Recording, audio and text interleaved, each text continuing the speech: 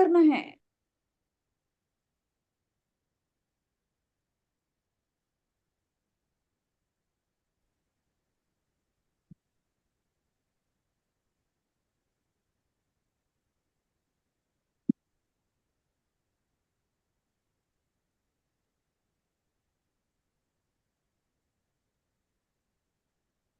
We are live now, ma'am. I'm sharing the screen.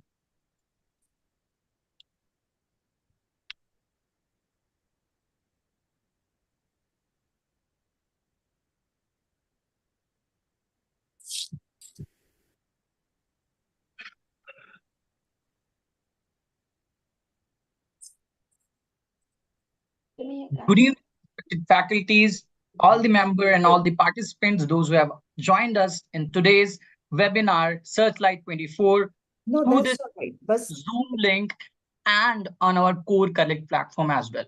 Today's topic is on late FGR in association with Bhimavaram, Muradabad, Muzaffarnagar, Mysore, Nadiyad, Nagaon, Jaunpur, Jalgaon, Mehsana Obs and Gynae Society and Society of Fetal Medicine, Chhattisgarh. To start today's program, let's take the blessing of the divine. Vakratunda महाकाय सूर्यकोटि समप्रभा निर्विघ्नं कुरु मे देवा सर्वकार्येषु सर्वदा।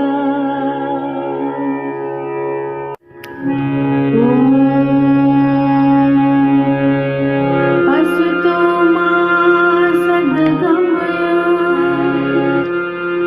तमसो मा ज्योतिर्गमय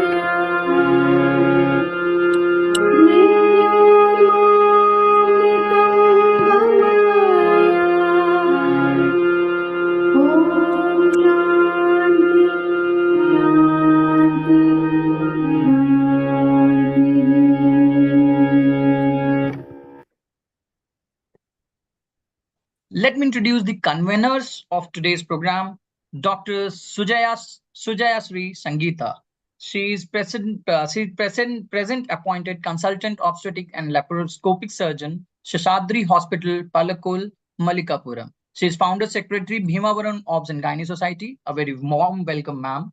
Another one is Dr. Purvi Agrawal. She is MBBS DGO. She is director and consultant fetal medicine at Krishna Fetal Medicine Center, Raipur. She is executive member SFM Chhattisgarh, past IFS executive member, IOTA FMM certified. She is a well-known personality. And for further proceedings, I'd like to invite her on the dais and I'd like to transfer the session to her to please proceed forward. Thank you so much, ma'am.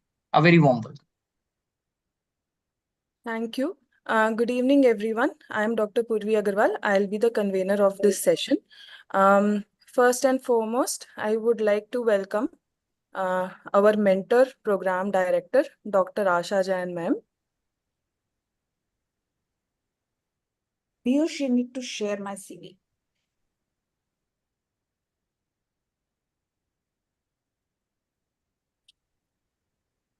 Ma'am needs no introduction. Dr. Asha Jain ma'am. She is a director of SMSA Hospital, Raipur, medical director CPRS NGO, elected member CG Medical Council, zonal chair of Foxy Food Drug Administration, chairman Mission Pink Health IMA Raipur, executive member of I think that's done.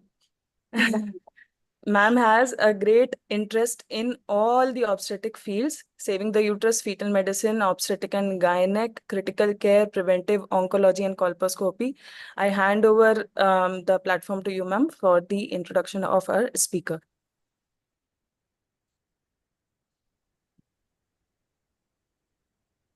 Ma'am, you're muted, ma'am. Thank you, Purvi. Thank you, all the eminent faculties to this dais.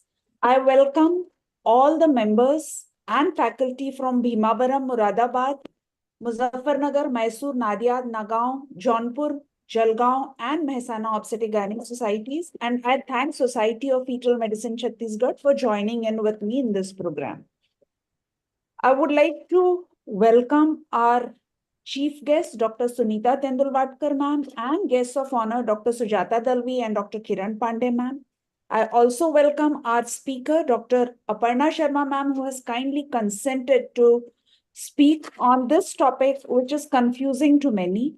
Our chairpersons, Dr. Archana Singh from Moradabad, Dr. Sunanda from Mysore, Dr. Kavita from Muzaffarnagar, Dr. Shubha Singh from Jaunpur, and Dr. Vilas Bhole from Jalgaon. I also welcome Dr. Ruhi from Muzaffarnagar, Dr. Hemalata from Mysore, Dr. Pinky Kataria from Nadia, Dr. Bhaskar Sharma from Nagaon, Dr. Shaili Nigam from Jaunpur, Dr. Sheetal Bhosle from Jalgaon, Dr. Priyanshu Patel from Mehsana, Dr. Sameer Kathale from Chhattisgarh Society of Fetal Medicine, Dr. Purvi, Executive Member SFM Raipur, and Dr. Ritika Agarwal, Moradabad Obstetric Gynec Society. I'm very grateful that you have all agreed to join in this platform and help spread more knowledge about a very difficult subject. So with this brief, I also welcome all the delegates to make this whole program worthwhile.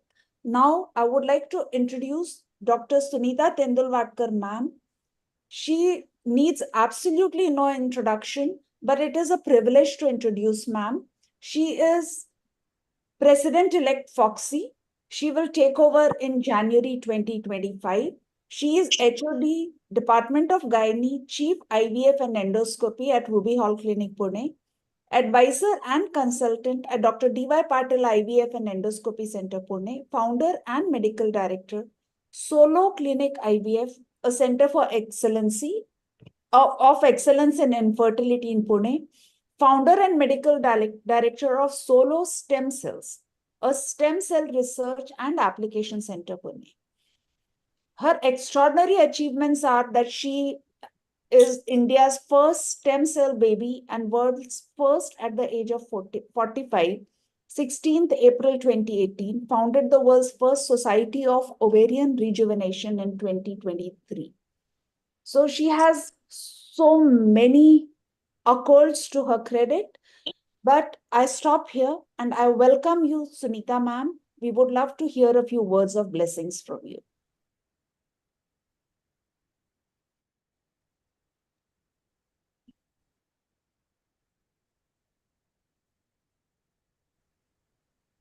Good evening, everyone. Good Welcome, evening, ma'am. everyone. Good evening, Thank you madam. so much, Asha ji. I know in the consulting room, we are just, running from this consulting cabin to other. But what is important, I see, is the amount of societies you got connected with you.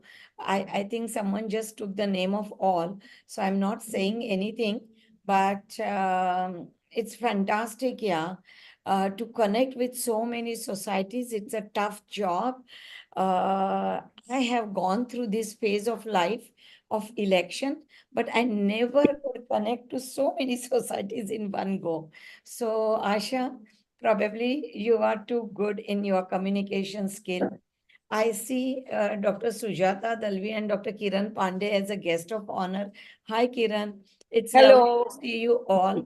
And when we talk about the FJR, I think the best person who can speak is the fetal medicine consultant.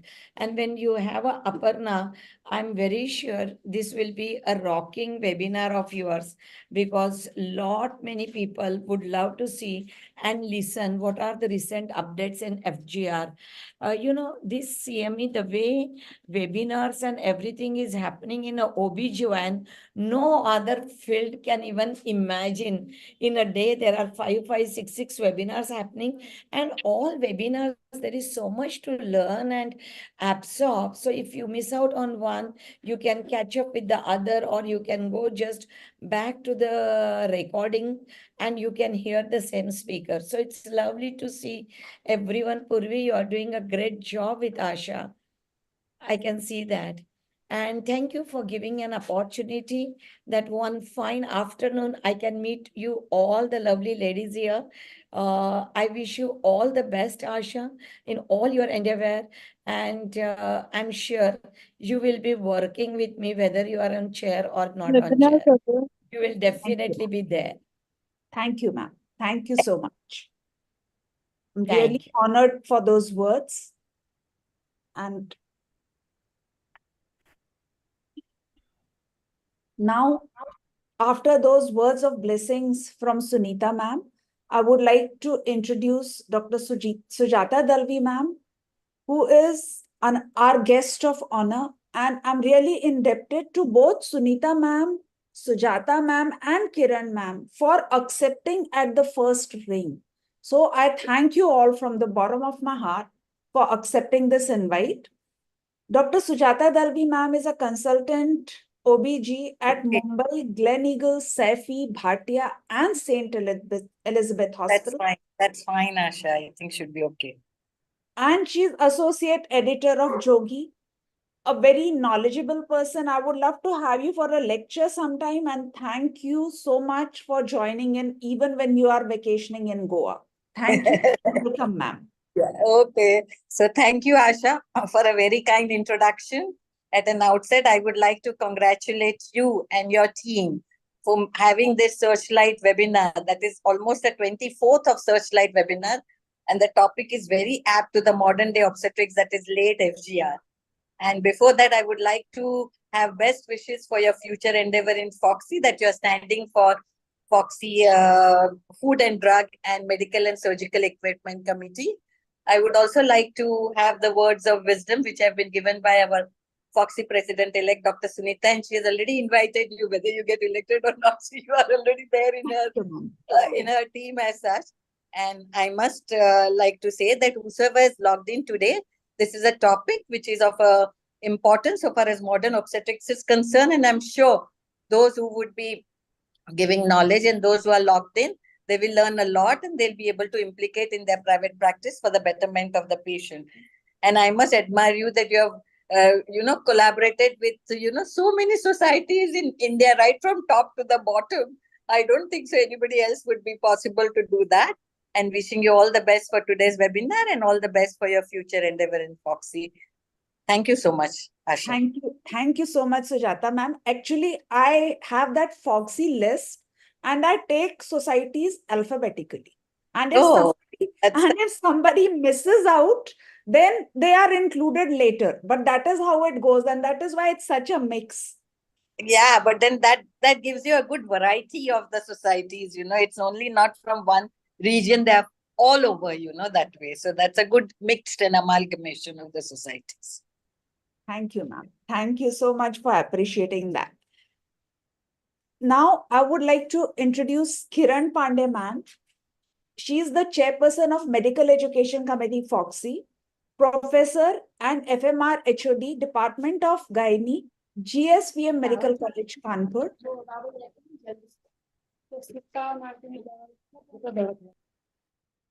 She is ICOG Governing Council member 2021-23, peer reviewer of Indian Journal of Obstetric and Gynae since 2021. She was the president of Kanpur Menopause Society, president UP State Chapter Agai, and past president Cogs and IMA. Thank you, Dr. Welcome, ma'am. Thank you so much for accepting my invite. Thank you. I hope I'm audible. Yes, you're audible, ma'am. Yeah, thank you so much for this invite, and I'm really honored to share the dais with Dr. Sunita Tendulkar, our elect president, a very, very dynamic lady. I know, although she said it, she can't do it, but I know she has already done the job. Such a great election it was, and wonderfully she covered all over. And a well-known personality. And I'm Dr. Sujata Dalvi, another so committed persons we have in our Ops Gynae, that those who are on the leave also join just to bless everyone. So that's really wonderful to share with this. Dr. Asha, your passion and commitment is very visible and palpable everywhere. You have been doing SearchLite programs for very long time, and in fact, I would say I am little late in joining because you tried it, but it was my uh, misfortune that I could not join earlier. Otherwise, we have been meeting together into various conferences. So first of all, my good wishes and my heartfelt desire that you come as a chair, and my all good wishes and are there. You have been doing very hard work. Well, already everybody has said, but I really feel that it's you told me this just now, that how you select the society. Even I was wondering, some of are of UP, some of are from Maharashtra, seems to be Maharashtra, Chhattisgarh. How did you take this? But just now you told that they are from the ABCD. That's a very good way of taking six. I think almost 10 societies are there, and if that way the message and the speaker, what they say, spreads throughout the India from one corner to another. And topic you have selected is a very important for the obs and gynae. We know the high risk pregnancy which we are dealing every day, and to save, I mean, these patients, how much they are concerned for their babies. As doctor and patient both are worried. So the late FGR and early FGR and other, these things are very, very important in the day-to-day management. And who can be better than Aparna? Aparna is really one to whom we all look whenever it comes to feto-maternal medicine talk. So really everybody will be benefited, I'm very sure. I really welcome and give to all the speakers, chairpersons, and give my best wishes. And you are yourself moderating the panel, and with so many panel experts.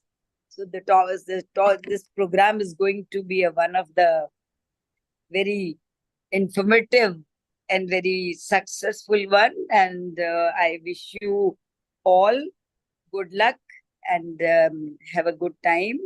And definitely lot more in newer updates. We will be on new informations, new guidelines. We can get it, and by that the management through our collaborative efforts. And that's the beauty of our branch, probably, that every day we are connecting with each other, as Dr. Sunita said, and learning new things and putting them into practice and benefiting our patients. So once again, thank you very much, Dr. Asha, and good luck to you. And I love to be the whole of the. I'll try to remain joined unless and until some important work comes. I'll keep remain here, though I'll put my video off. But I like to listen and learn from Aparna the newer updates which are coming. So thank you very much, and wish you Thank you good. so much. Thank you, Kiran ma'am. Thank you for all those wishes. And you will be in the program again. So Yeah, thank you very much. So Sure. now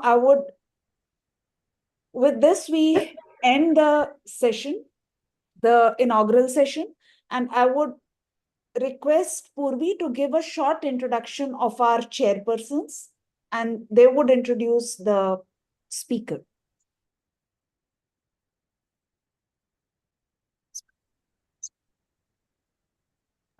Let's start with session 1 without any further delay. I would like to call upon all our chairpersons. Firstly, introducing Dr. Archana Singh ma'am. Ma'am has done MBBS DGU diploma in gynec endoscopy from Germany, diploma in USG from Texila American University.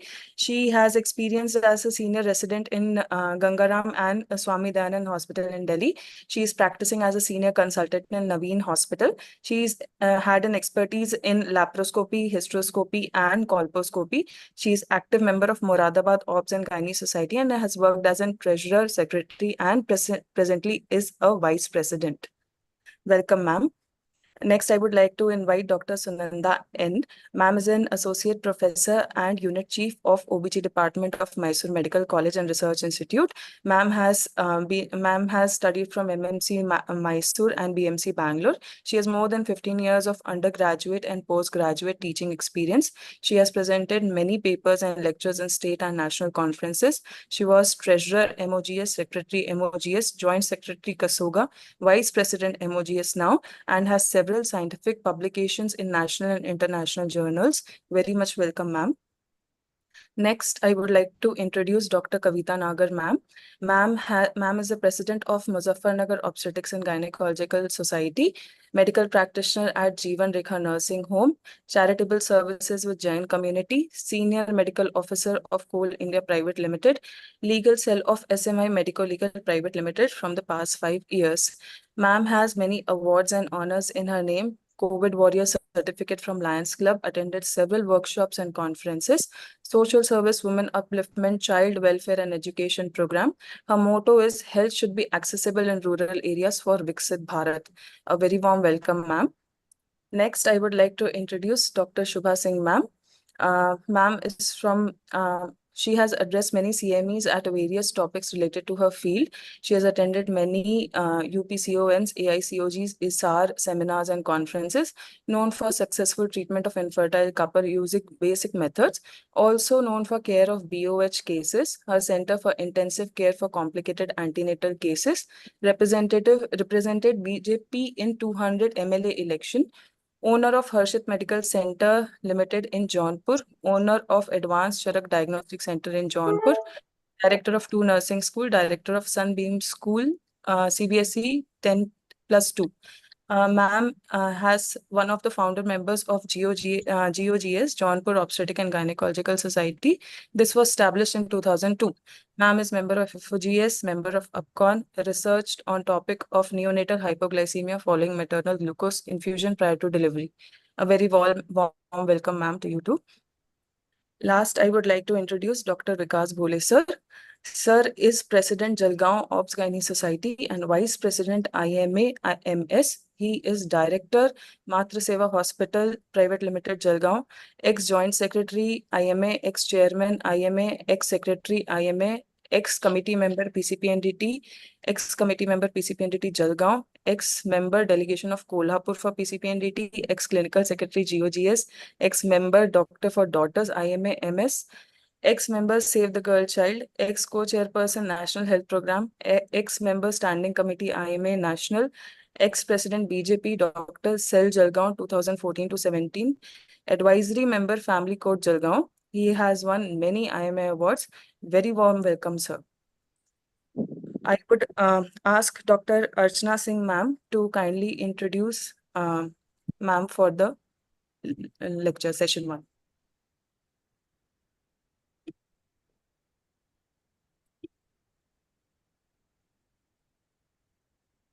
Any of the chairpersons would please introduce ma'am. Any chairperson present? Good evening, madam. Can I? Yes, ma'am. Am I audible? Yes, ma'am. This is Dr. Sunanda from Mysore. Welcome, ma'am. Welcome. Very good evening to all of you who are present here. At the outset, I would like to thank Dr. Asha Jain, madam, the program director of this SearchLite 24, for the opportunity given to me to be a part of this live webinar. On this platform, in front of so many seniors, I like to take this opportunity to invite all of you for this Foxy South Zonal National Conference with UA, being organized from our society on the August 9th, 10th, and 11th of this year. I request all of you for the active participation for this forthcoming conference. Without wasting much time, we move on to the scientific program of today, that is on the late FGR, which constitutes nearly about 70% of all the FGRs, and which is usually diagnosed beyond 32 weeks of gestation. Exact causes, I'm sorry, though there are no exact causes, a large degree of causes which are there as for the FGR are unpredictable. And the challenge to the clinician lies in the detection, the diagnosis, and the management. So there is no international consensus on how to define the severity of this late onset FGR and also no optimal monitoring policies, and also regarding the timing of delivery. So in order to clear all these doubts, what we have regarding the management, the diagnosis of IUGR, we have with us Dr. Aparna Sharma, who has done her master's in the maternal fetal medicine, and she's a professor OBG department at the AIMS New Delhi. She has a fetal medicine specialist with expertise in the fetal interventions. She's been a treasurer of Society of Fetal Medicine in the year 24 to 26, Common Era Orator in the year 2007, Foxy Junior Korean Award in the year 2018, Foxy Sun IAGE International Traveling Fellowship in the year 2019, Foxy Imaging Committee Award in the year 2019, Foxy Rajat Rai Award in the year in fetal medicine.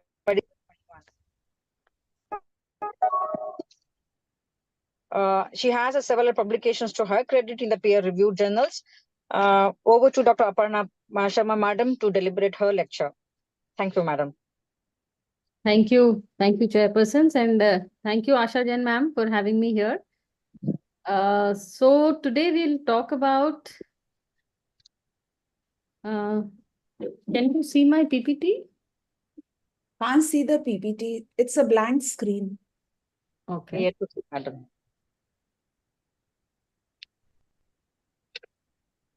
Okay.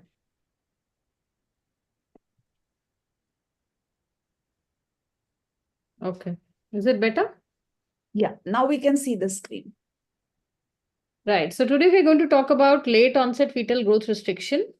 And I believe, like in the previous session, we had a talk on early onset fetal growth restriction.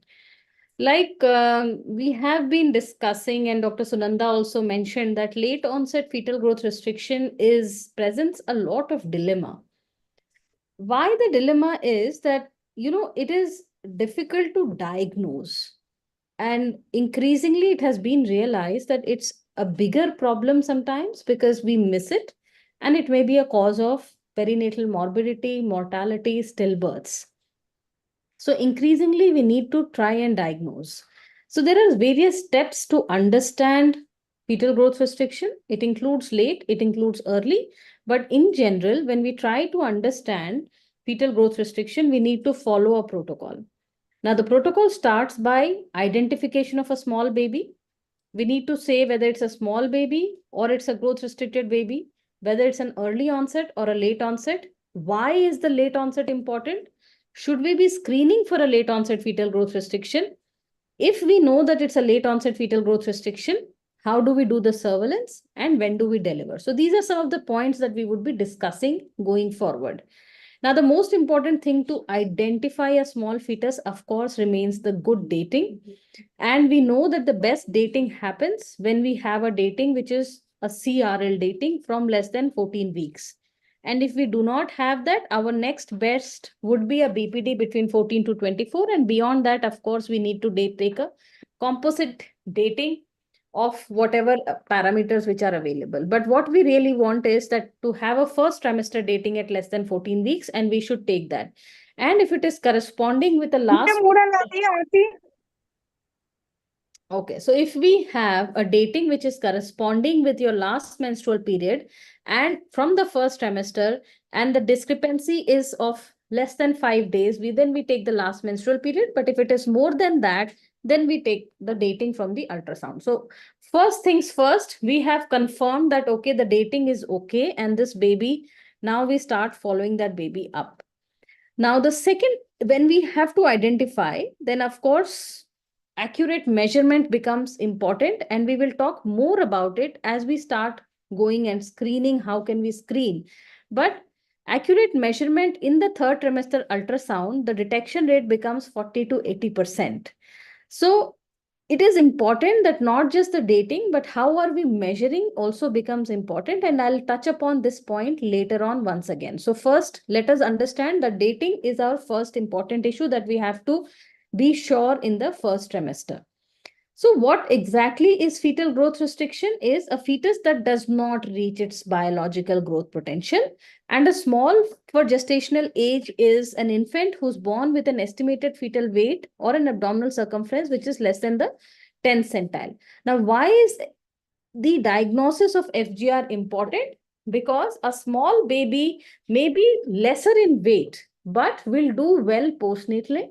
But if it's a growth restricted baby, then the future consequences are also worse as compared to a small baby, which is growing according to its growth potential. So this is a concept which is important to understand. I have put this study here, which is the Porto study, which was the prospective observational trial to optimize pediatric health in IUGR. Now, this actually looked at the abnormal umbilical artery Doppler and estimated fetal weight less than third centile were strongly and most consistently associated with adverse perinatal outcome. And this particularly changed the definitions of IUGR that we currently use. Now, starting from here, we started realizing that fetal growth restriction, the Dopplers and the fetal growth and the fetal abdominal circumference have become suddenly very, very important beyond just the estimation of fetal weight. So when we start talking beyond the estimation of fetal weight, what we have to think about? So what is actually important is that when we have a small baby, but also which is associated, not just a small baby, it is combined with a Doppler which is abnormal, which could be the abnormal CPR, we will talk about it more, or an extremely small baby, then you have the fetal growth restriction or the IUGR or the fetal growth restriction. So a small baby combined with an abnormal Doppler, you have a combination which is the fetal growth restriction, which has a poor perinatal outcome. It could have the signs of intrauterine adaptation, and it will have a poorer prognosis. So the whole purpose of trying to identify a small baby versus growth restricted is try to identify if this baby also has a poor growth Doppler and how this baby is going to do in the postnatal period. Now let us take an example of this lady who is 32 weeks and 4 days POG, following up with us, antenatal clinic. She was following. Previously, the history and examination, everything was all right. However, when the uterine examination was done at 32 weeks, her uterus was only corresponding to 28 weeks. Now, her hemoglobin was 9 gram%. And when the ultrasound was done, her AC came to be third centile, but her estimated fetal weight was at 17th centile. Now look at the umbilical artery PI, which was 0.94, MCA PI was 2.09, CPR was more than 1, AFI was all right, biophysical profile was 8/8, NST is reactive. Now these are some commonplace scenarios which you come across, that she's at 32 weeks. Now you started suspecting fetal growth restriction. Her abdominal circumference is less, but her estimated fetal weight is more than the 10th centile. Now, keeping this case in mind, let us now unravel what can we understand from this particular case. So you see, this was her growth potential. She was following up, then she followed up with me. We did a 2-weekly growth scan, and this baby maintained the trajectory. So it's important that if this baby is maintaining the trajectory, the Dopplers have been all right. So this baby was kept on a 2-weekly growth monitoring, weekly Doppler, biophysical profile, NST, and delivered vaginally at 38 weeks with a 2600 grammer baby, alive and healthy. So this was a late fetal growth restriction, diagnosed and managed well. Now, keeping this in context, we will try and understand a few more definitions and few more management principles. So we know that when we try and define the early growth restriction, we have 3 solitary parameters, which is the abdominal circumference less than the third centile, the estimated fetal weight less than the third centile, or the absent end diastolic flow, or 4 contributory parameters, where if you have the estimated fetal weight less than the 10th centile, you should have the contributory parameters of an umbilical artery PI more than the 95th or the uterine artery PI more than the 95th. Now, this was for the early onset. But for the late onset, if you have a baby who is very small, so less than third centile means the baby is very small. So you will say that, okay, this baby has crossed 32 weeks. This baby is very small. So first time diagnosis at a period of gestation which is beyond 32 weeks, then you will say, okay, very small baby, this is late FGR. Or you have a baby who's less than the 10th centile, but with a Doppler which is abnormal, then again, you will diagnose this as late FGR. There is another parameter which is important for late FGR, which is crossing centiles more than 2 quartiles. What does this mean? So what does this mean is that there has been a baby who in its 20-week scan, so when you did an anomaly scan in the second trimester, was at its 75th centile. But now this baby is at 25th centile. So it has fell down by 50 centiles. Although 25th centile right now is more than the 10th centile. So strictly speaking, it is not less than the 10th centile, but it has fallen by more than 2 quartiles. So that is again a definition of late FGR. So classically, the definition has been taken as 32 weeks. Now, why 32 weeks? So there is evidence to say, we will come to it, but the essential difference between early and late is the problem of late FGR is diagnosis. Most of the time, we would miss a diagnosis of late FGR. Why? Because by 32 to 34 weeks, most of the babies have grown well. So clinically, the baby, when you're doing a per-abdominal examination, you're doing a symphysiofundal height, you might tend to miss it. Again, here the placental disease is low. So essentially the umbilical artery Doppler may be normal. We'll come to it again. But the umbilical artery may be normal. So there is a hypoxia which may or may not be there. But there is central adaptation. That means the brain Doppler, MCA Doppler, that is what will pick it up. So here, interesting aspect is that the tolerance to hypoxia is less in late IUGR. So I had heard once one comparison that this is early IUGR is kind of a child who has always performed not very well in school, right? From the very beginning, this is a child who's poorly performed. So we are all expecting that this baby is going to flunk, right? We do not have very high hopes from this early IUGR. So we know what is coming. But this late IUGR baby has been a well-grown fetus, has been doing well in school. Now suddenly, this baby develops late IUGR and has stillbirth. So everybody is in a state of shock because this baby is not ready for hypoxia, has a very low tolerance. So this actually is a very, very rather high risk condition in that sense that neither the parents nor the doctors are expecting late IUGR babies to land up in problems. So this essentially is a bigger problem because the numbers are more. The proportion of IUGRs who actually have late IUGR is more than the proportion who have early IUGR. Again, they have low tolerance to hypoxia. So the complications are more. Low mortality, but poor long-term outcome. Now, some of the important questions are, why are you taking 32 weeks? Because it has been seen that if you take a cutoff for 32 weeks, then there is maximized clinical difference between early and late in terms of perinatal mortality, adverse outcomes, and association with preeclampsia. So if you make a diagnosis of IUGR before 32 weeks, you will call it early onset. But if you diagnose IUGR later than 32 weeks, you would call it late onset fetal growth restriction. Now, it doesn't mean that you probably missed everything and then you say that it is late onset. It could have had an early onset preeclampsia before, but if it's an actual early onset, then probably it should have ended up in absent and diastolic flow by that time. So essentially, it's a bit of a clinical decision, but when you start managing, you would know that, okay, an early onset would be severe early onset IUGR before 32 weeks. So we do take the cutoff of 32 weeks. Now, why is, like I've been mentioning, why is late FGR so important? The short-term consequences, of course, these babies are compromised.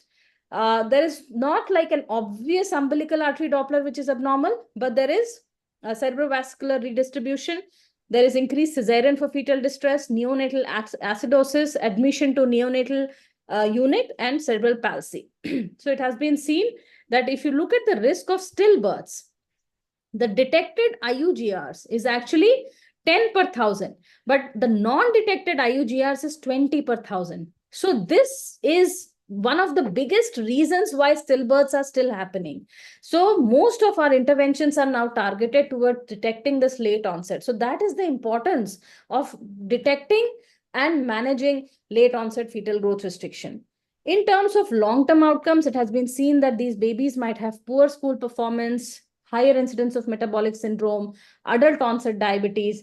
Interesting to see that, there is significantly increased incidence of diabetes in terms of the this thing, and school performances also has been seen to be poor. So it is significant, it is important. And in terms of fetal losses, failure to detect FGR accounted for 10% of the avoidable causes of perinatal deaths. So now we come to this conclusion that yes, late FGR is important. It is important to detect it. So the question remains that how soon should we start expecting it? How should we start screening it? Should we start in the first trimester? Okay, I am very worried about late FGR. This might end up in stillbirth. Should we start detecting it in the first trimester? What do the studies tell us? Now, early screening has been seen that you can detect early onset fetal growth restriction in a good proportion of cases. Although even in our practice at AIIMS, we don't do screening for fetal growth restriction on a very routine basis, but we do screen everybody for preeclampsia.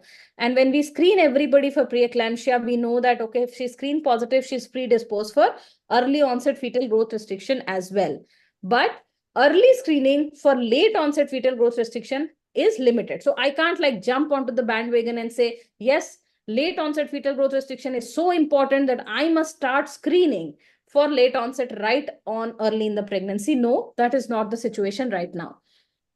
So the detection rate in the first trimester is quite low. So I would say that no, I will not screen for late onset preeclampsia in the first trimester. What is the role of fundal height measurement?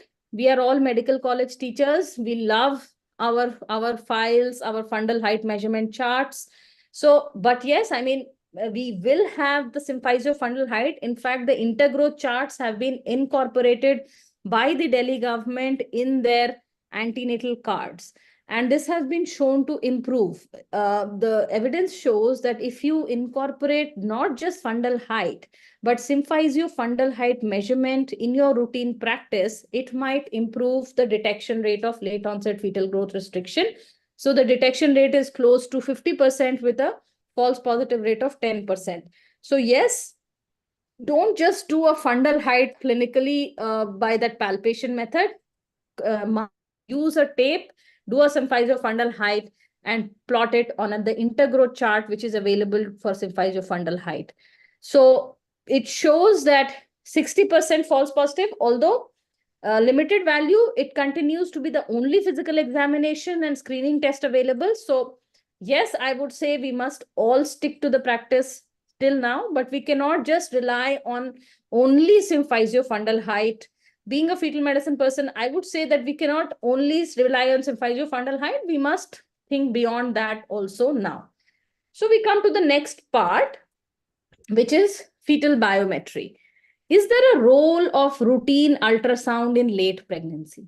Now, I have spelled out this question very, very slowly, and I would say a lot of people would say otherwise, this way, that way. And a Cochrane review in 2015, they said that the routine trials have failed to demonstrate benefit.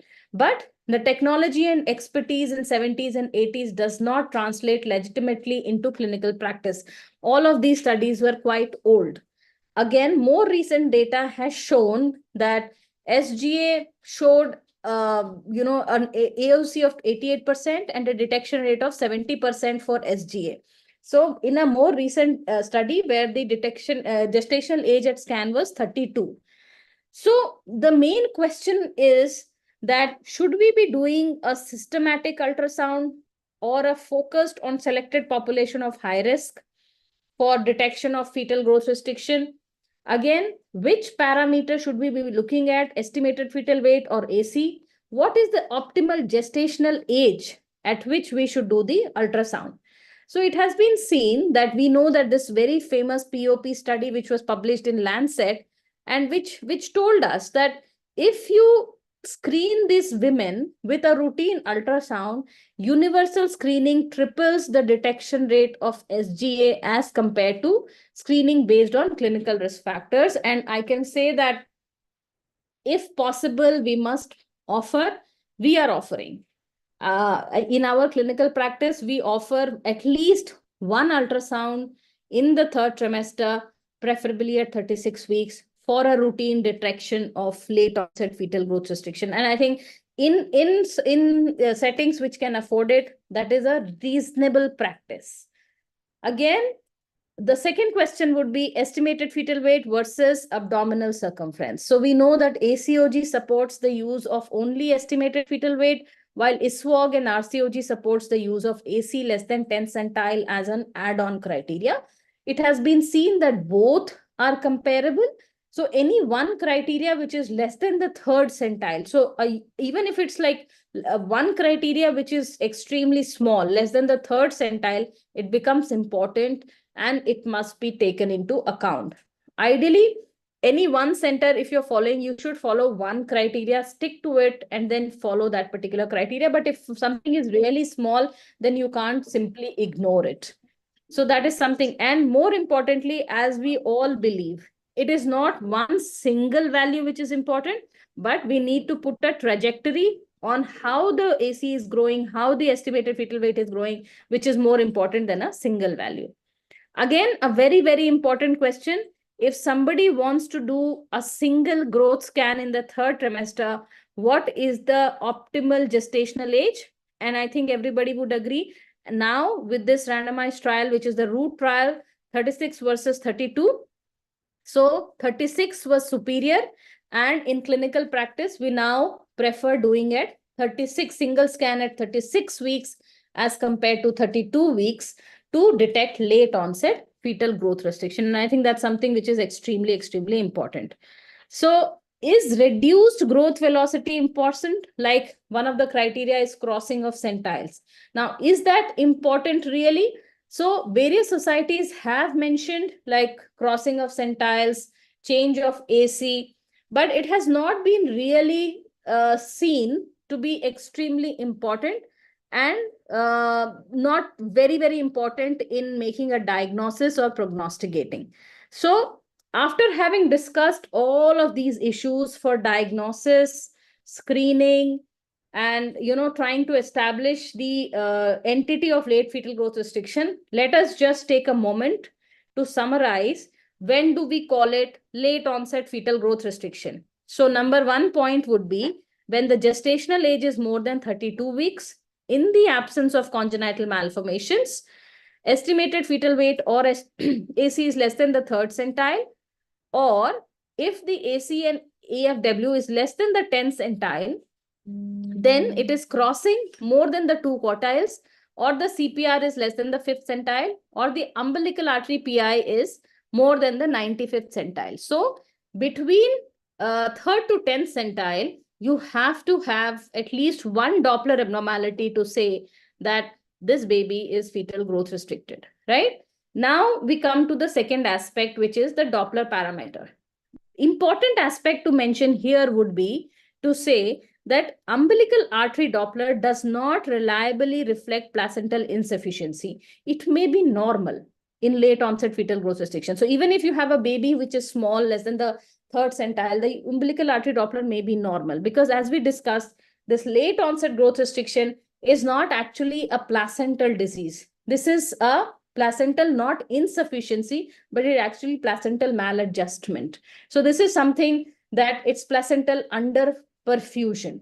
So this is not reflected in umbilical. So please be very careful. We cannot be sitting very easy that, okay, umbilical artery Doppler is normal, we are okay. So that is something that we need to be careful. Again, uterine artery Doppler may not be clinically relevant, right? Of course, it may reflect placental insufficiency.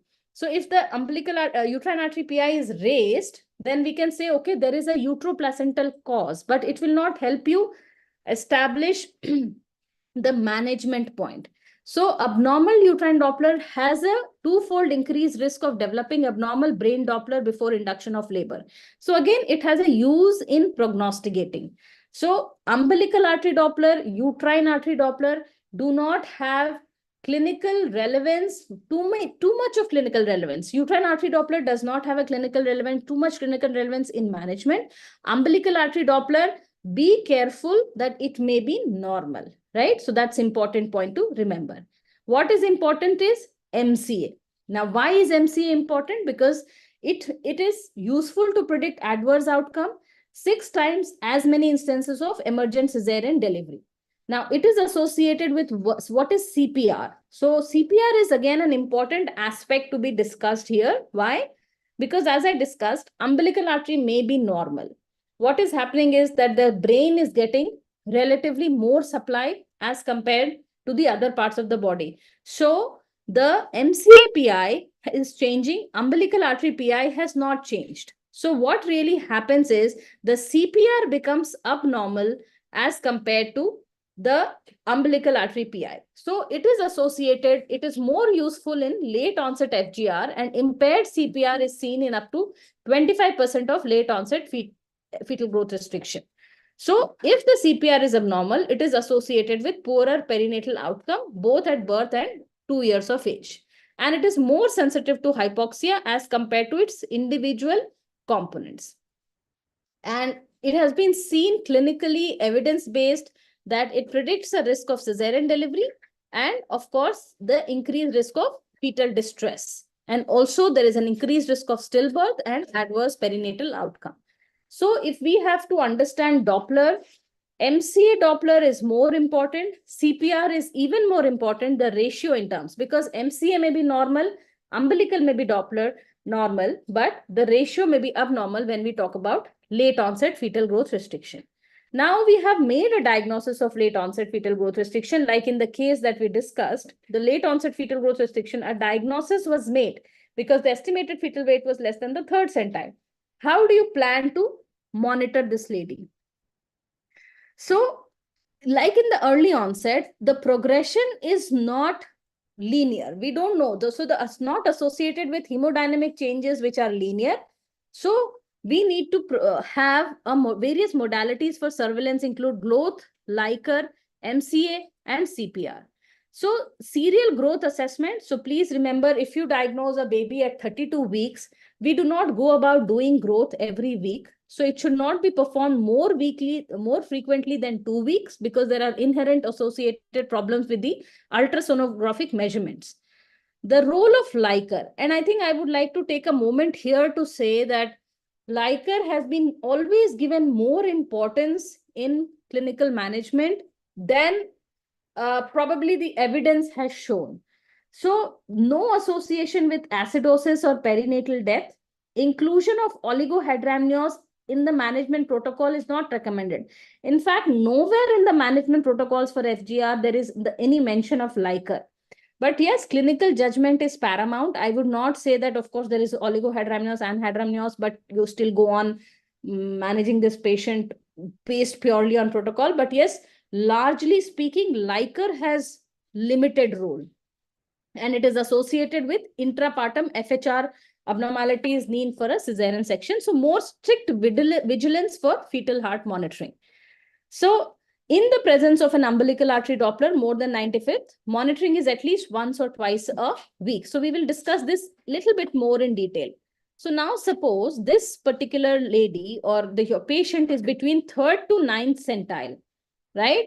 And your fluid and Doppler and everything is normal. This is a late onset fetal growth restriction.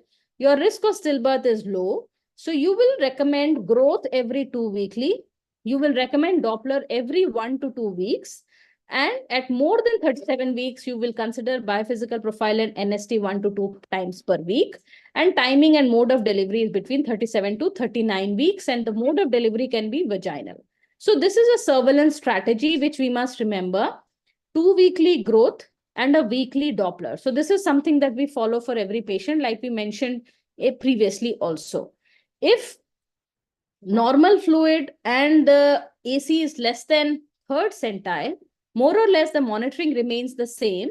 The timing of delivery can vary between 36 to 38 weeks. Again, 2-weekly growth and weekly Doppler. So mostly this is our protocol for follow-up that we follow at most times.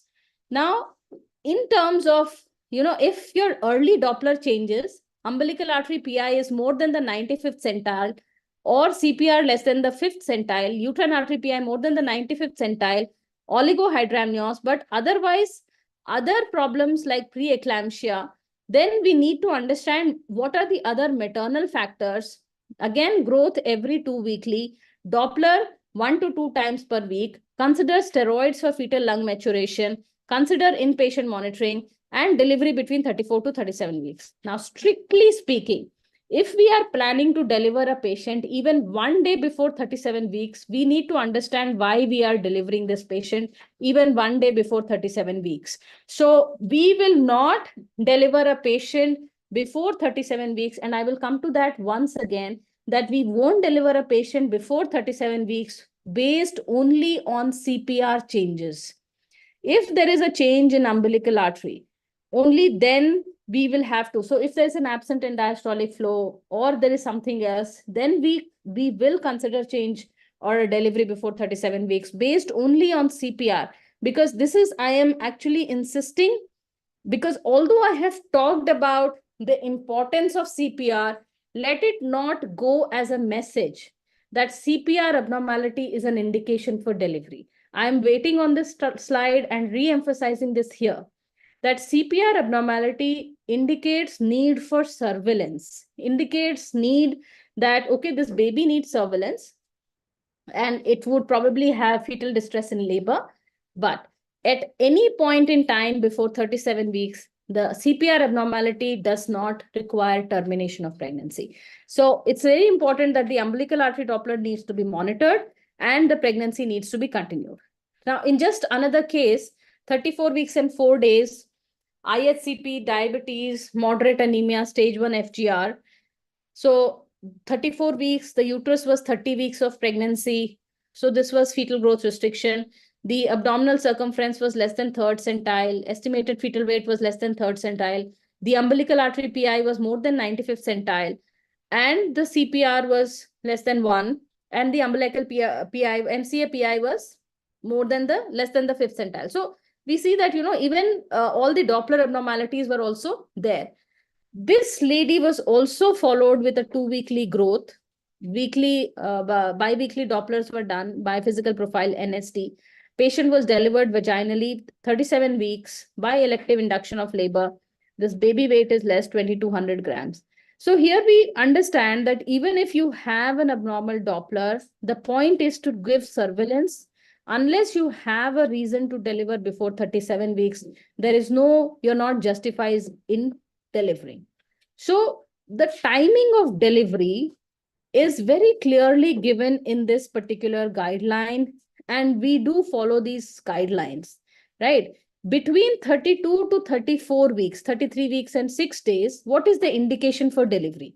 If you have a absent or a reversed flow.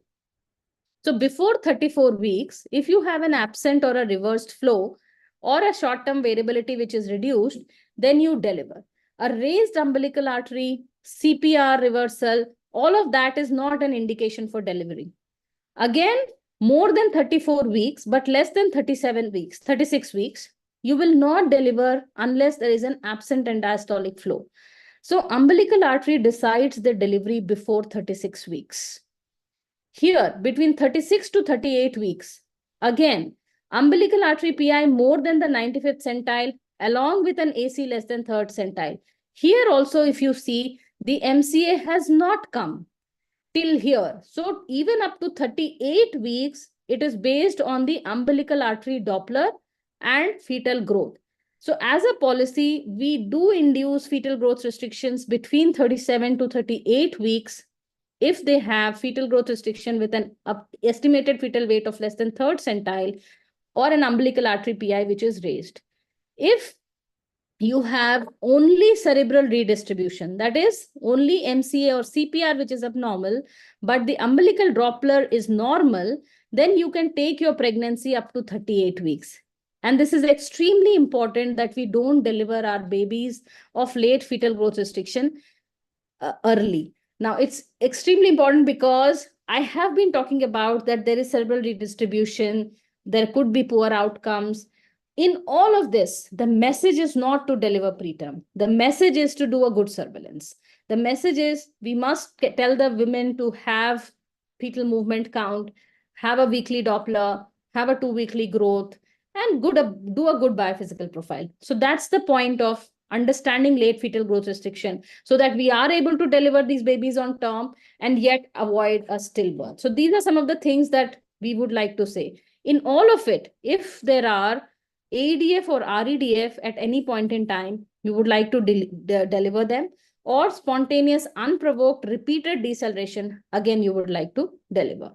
So in pregnancies with late FGR, delivery should be based on biophysical assessment and maternal indications as discussed, or if you have spontaneous repeated unprovoked decelerations, altered biophysical profile, other maternal indication, or absent or reversed diastolic flow, then you deliver. Between 36 to 38 weeks, depend on the umbilical artery PI.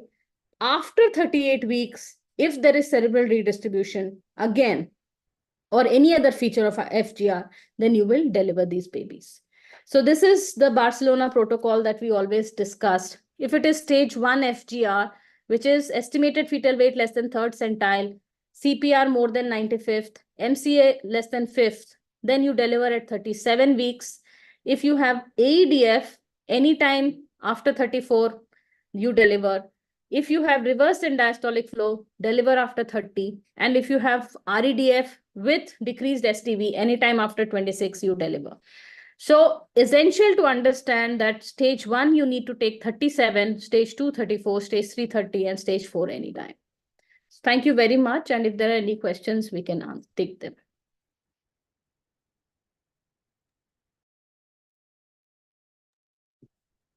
Thank you so much, Dr. Aparna. Requesting chairpersons. Dr. Kavita, ma'am, you're there. Dr. Kavita, ma'am. Uma Pandey, ma'am, welcome. Ma'am is past president from Varanasi. Sunanda, ma'am. Yes, ma'am. Any comments that you want to make, Dr. Uma Pandey, ma'am? It was wonderful, Dr. Aparna. Dr. Aparna is from BHU and I am in BHU, so there's a bond there. And so no, it was very beautiful. It was wonderful deliberation you made, and the Barcelona classification and importance of oligohydramnios, everything was very, very well said. The only thing I want to say, and sometimes in our institution, the patients, they come like they will suddenly come at 33 weeks gestation. You are doing ultrasound examination that shows that there is oligohydramnios, there is also CPR ratio is reversed. But at that moment of time, nobody is paying attention to umbilical artery Doppler, because she's also, because you're worried about these two things and patient has come to you for the first time.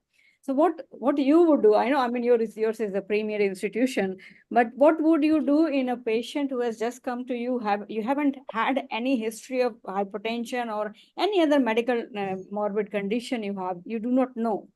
So what to do? Yes, ma'am. So I think that's a very good question, because we do also get such referrals coming from all over the place. So Yeah. First of all, I think, as you would say yourself, that, just see whether there's any high blood pressure, history of high blood pressure. What was the uterine artery Doppler in the first trimester, if it was done?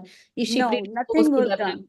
Nothing Right. was And what is the uterine artery Doppler at the present time? Because that also suggests uteroplacental insufficiency. So I think that is something that I would also look at. Then, of course, I would look at the overall fetal growth. Is she having fetal growth restriction at the present time?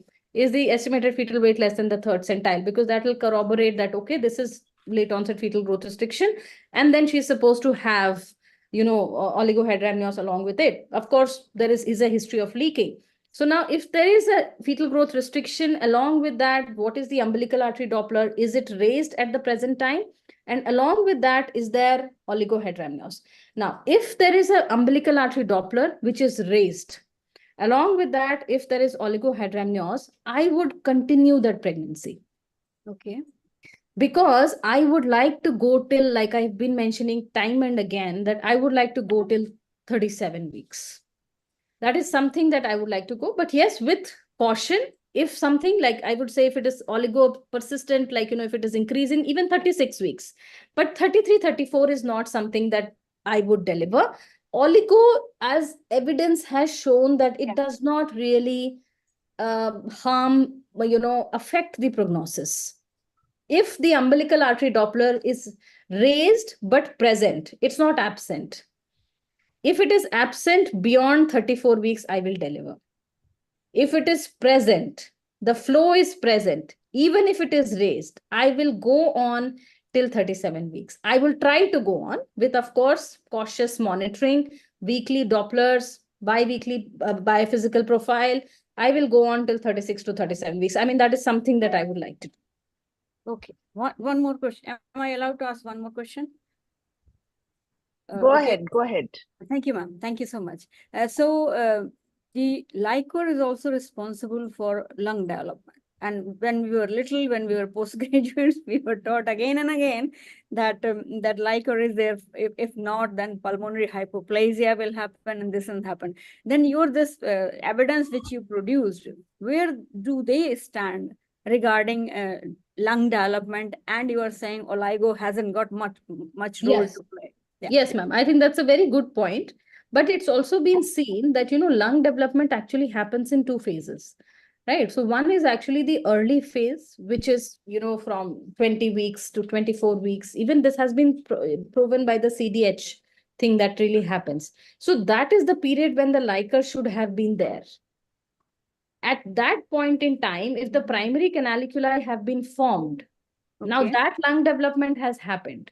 Right now, at this point in time, it is more important to gain gestational maturity, right? And right now, if you deliver, you will actually have to give steroids to deliver. And then probably you need surfactant after delivery. So Yes. why do we want to do that? So if that baby had liquor around itself at the time when the primary and the secondary canaliculi was being formed, we are more than happy. Right now, at 33, 34 weeks, liquor has not that much of a role in lung development. Rather, it is the gestation which is important for lung development. Okay. Thank you so much. Thank you. Ma'am, I Thank have you, a Dr. Aparna. question. Yes, Dr. Shelley, go ahead. It was very nice, very informative presentation, ma'am. Thank you for that. I would just like to reconfirm, like you told that at 36 weeks we should go for the scan. But Yes. though, ma'am, like in third trimester, straight away we get a scan at 36 weeks only. But Yes. what is your routine protocol of routine Yes. ultrasounds? Yes. So essentially, one scan for fetal cardiac activity confirmation, one scan at 11 to 14 weeks, one scan for the anomaly scan at 18 to 20 weeks, and just do a clinical monitoring. If this patient is all right, then a minimum one scan at 35 to 36 weeks for growth. If you find that this patient, but this is a low risk protocol. If at any point in time you find that the fetal growth is lagging at 28 to 30 weeks, then of course you will do the scan, right? But this is like everything is okay clinically, but this is like, because earlier people would not even do a scan in the third trimester. Right. So we have two Indias, right? One where people do 12 ultrasounds and other where people not even do one ultrasound. So what we are trying to say is that at least do one ultrasound in the third trimester so that, the risk of stillbirth is averted. If you detect fetal growth restriction at 36 weeks, at least you will deliver them at 37 to 38 weeks and not take them till 40 weeks. So That right is- now, like, ma'am, what I am doing, I do a scan at 32 weeks. So You can that means shift I it. should shift it to Yes. 36 weeks. Yes. Because why? Because the study has shown that the detection rate at 32 weeks is 30% and the detection rate at 36 weeks is 60%. 60%. So that should be a Doppler.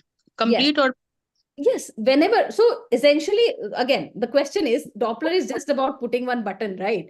But the thing is, if it is indicated, you put it. If it is not indicated, you don't put it. If you don't find a fetal growth restriction, why would you do a Doppler? If you find AC which is less than 10 centile, why will you not put a Doppler? So it's Yeah. just that, right? Okay. Thank you, ma'am. Kavita ma'am, would you like to say something? Yeah. Good evening. And also, hello. Am I audible, ma'am? Yes. Yes, ma'am. Okay. Good evening, everybody. It was nice talking. Dr. Aparna, you gave us very nice information. I just wanted to know, although we go for a good clinical assessment for an optimal neonatal outcome, we do always try to make the pregnancy reach till maturity. And now you have explained us that we should reach till 37 weeks. Is there any role of counseling with the attendants as well as the patient, what we call a family meeting, where we suggest and explain them what exactly is going in their particular patient's point of view, and can we explain them regarding the, and this is why I'm talking is we are thinking other way around also, because we are also sometimes sued medico legally कि सब ठीक ठाक चल रहा था and all of a sudden क्या हो गया doctor, to explain those facts. Yes. So do we go for a good communication in this particular level of time, and what is the role of dietary intake and fluid replacement as we go for amino acid infusions? Does it play any role at this juncture of life? Yeah. Or it's just a psychological build up on the part of the patient? Yeah. So, ma'am, I think you have two questions. For the first question, I would like to say that in our clinical practice at AIMS here, we have something we called a birth plan that we talk about routinely between 34 weeks to 35 weeks, where we talk about what should be your mode of delivery, what should be your time of delivery, what should be who should be your birth companion, labor, analgesia, postpartum contraception. In that, we do discuss that, see, you're having fetal growth restriction and you will be delivered by 37 weeks, such and such is your maternal risk factor, such and such is your fetal risk factor. So communication, and so something around 34 to 35 weeks, it's extremely essential that we communicate the birth plan to the relatives, so they are aware that this is a low risk or a high risk pregnancy, and what is your approximate time. So if you have preeclampsia, diabetes, or ICP, or fetal growth restriction, you are likely to deliver by 37 to 38 weeks, or if you don't have anything, you will go on. Again, TOLAC, no TOLAC, so all of those issues can be discussed around that time, so it's extremely important. Now, regarding the second part about amino acid infusions, fluids, we don't give. There is not enough evidence to do that. Even if the patient is having FGR, any other thing, there is not enough evidence to say that we should be giving it. No. So good clinical Archana ma'am, assessment is the mainstay. Aparna ma'am, I have one question from somebody in the audience. Dr. Ruchi Bhargav has asked that why not routinely do a 28-week scan when it is a watershed line between early and late and problems? So that's a good question to ask, but who decides the watershed line? The evidence has to come up, right? So basically, like why I said is, why did we decide 32 weeks for early and late? Because that is the place which decides the most of the clinical disparity between the early and the late onset fetal growth restriction. Now, if you do a routine ultrasound at 28 weeks, your baby might have been normal, but the later on it may develop fetal growth restriction. And then you are again missing a late onset fetal growth restriction. So if you have to do one scan, you need to do at a time where you are able to pick up the maximum number of late onset fetal growth restriction. If you can do two. So if you see the POP study, POP study did at 28 weeks, 32 weeks, 36 weeks. The detection rate was best at 36 weeks. So if you have so many scans to do it every time. But yes, I mean, you need to prioritize, right? So if you can do it 28 weeks, 30 weeks, 32 weeks. But yes, if you have, I mean, one scan, 36 weeks, two scans, 28 weeks, of course, you're picking up, going into the third trimester. But I mean, I can't justify 28 weeks, no. There is no evidence to say that, yes. So what would you say? What is the minimum which will yield maximum results? How many ultrasounds do you want? I would just say again, 3 basic ultrasounds: NT&B scan, anomaly scan, 36-week scan. Yes. And if 36-week scan has not yet come into any guideline, but I would say going forward, we do it. and we must try and incorporate in in everything. Yeah. If at any time you see something which is not matching, then you would go ahead Yes, of and do it. course. I Here, mean, what this you're talking about is just low risk. routine. Yes, is low risk. Please understand. If you see something, you cannot say, no, I will do it 36 weeks. No, please, this is not done.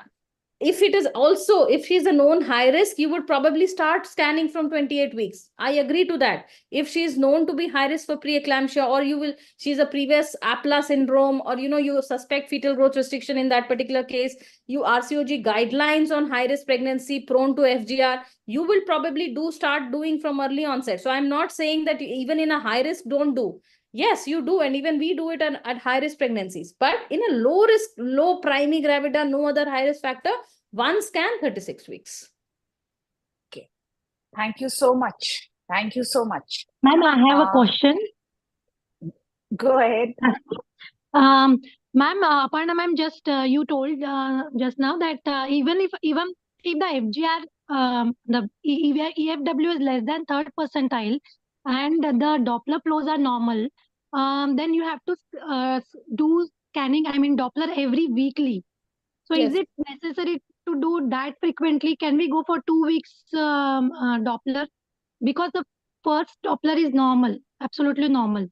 Acha. So Sheetal, I would like to say that, we can, you can do what we want to do, but it is written. I mean, see, currently we go by what protocols have been laid down for us. The protocols say weekly, right? But it is 1 to 2 weekly. Yes. Like I showed in my PPT also. If the estimated fetal weight is between 3rd to 10th centile, it is more likely to be 1 to 2 weekly. If it is less than 3rd centile, it is preferable to be weekly. Right. So this is what the ISWA guidelines say. But yes, this is evidence which has been, this is actually extrapolated from the evidence. And it is preferable. Okay. So nothing is written in kind of stone, but this is what we do, and it is preferable to do. Yeah, sure. Thank you. Anybody has any more questions? Aparna ma'am, do you have the time or you need to leave? I must leave. Okay.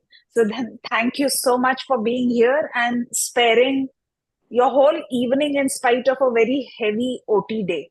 So thank you so much. Thank you, respected chairpersons.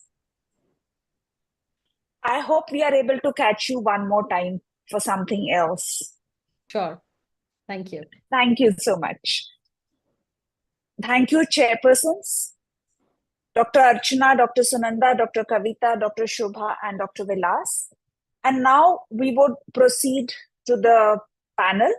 I'm requesting everyone, please put on your videos. It's very difficult to run a panel when I can't see anyone.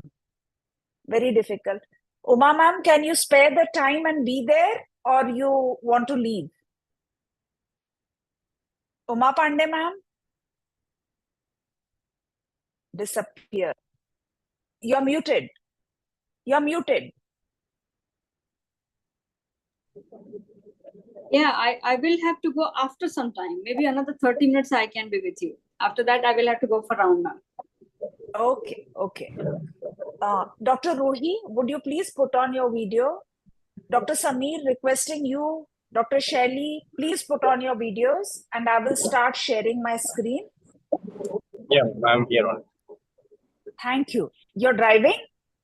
I'm reaching in 5 minutes. I will be stable within 5 minutes. All right. All right.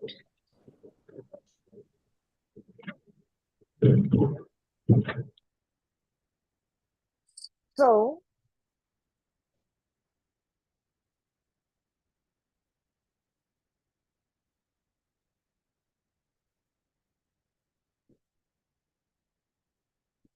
welcome to this panel. And the panel is on late FGR. So, see, what we are going to do here in this panel is we are just going to reiterate what Aparna ma'am has already said. Because when you hear it, everything seems yes. But when you're applying it, you sort of get confused. So we will discuss things that she as a fetal medicine person did not speak about, but we need to know about. Because we are obstetricians, we are also managing the patient.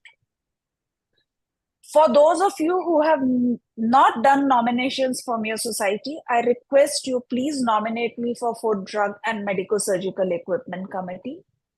Thank you so much if you have already nominated. Now, our panelists, Dr. Ruhi, Dr. Hemlata, Dr. Bhaskar, Dr. Shelley, Dr. Sheetal Bhosle, Dr. Priyanshu, Dr. Sameer Katale, Dr. Purvi Agrawal, and Dr. Ritika Agrawal. Half of them are caught up in emergencies. So we will go on with those who are present here. We have Dr. Ruhi Karnwal. She is the secretary of Muzaffarnagar Society. Welcome, Dr. Ruhi. Good evening, ma'am. Good evening. Good to see you. Same here, ma'am. We have Dr. Hemalata CR. She's the secretary of Mysore Society. She just messaged that she's in an emergency and is unable to log in. Dr. Pinky Kataria, she is from Nadiad Society. Dr. Bhaskar Sharma from Nagaon Society. Dr. Shelly Nigam, we've all heard her. She is from Jaunpur Obstetric Gynec Society. Dr. Sheetal Bhosle from Jalgaon Society, the secretary. Dr. Priyanshu Mehsana, secretary. Dr. Sameer Kathale, secretary of SFM Chhattisgarh. Dr. Purvi, we've all been introduced to, the executive member of SFM Chhattisgarh. And Dr. Ritika also messaged that there is some problem with her net. She's unable to actually continue with her net. She is from Moradabad Obstetric Gynec Society.